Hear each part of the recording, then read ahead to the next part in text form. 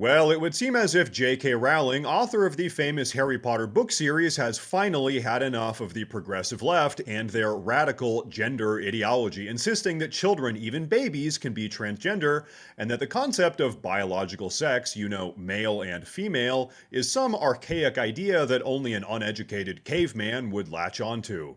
And so J.K. Rowling, who's one of the most influential and successful women in recent history, has had enough, and she is drawing a line in the sand. Take a look at this.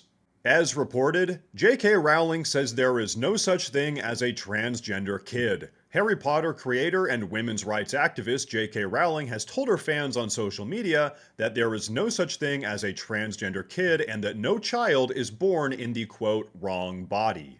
Controversial thing to say, especially these days.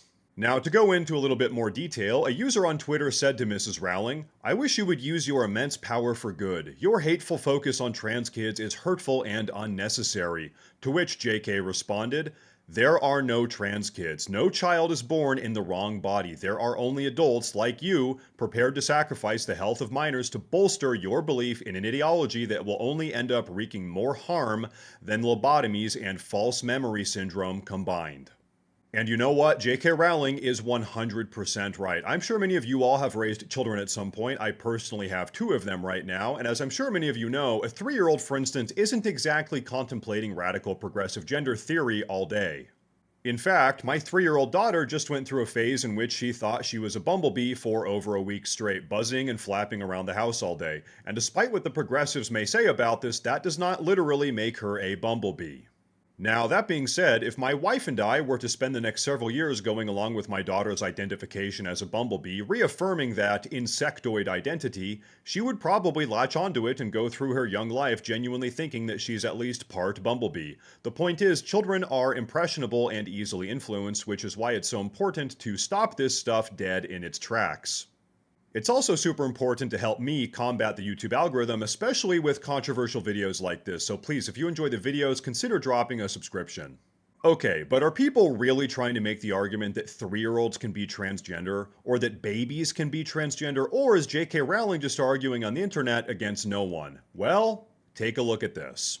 Gender is like the inside filling of a donut. You can't tell what's on the inside just by looking at the outside. Let's take this jelly-filled donut, for example. Usually donuts that look like this are filled with raspberry jam, but it could be strawberry or rhubarb. We just don't know. The same logic applies to babies. You can't know a baby's gender until they're old enough to tell you themselves. Sure, you can make an educated guess, but why risk being wrong? So yeah, if this person had their way, biological sex wouldn't even be acknowledged. It would be a relic of the past, instead being replaced with this very ethereal concept of gender, which would always be in a constant state of flux during the development of a child. Needless to say, this is insane.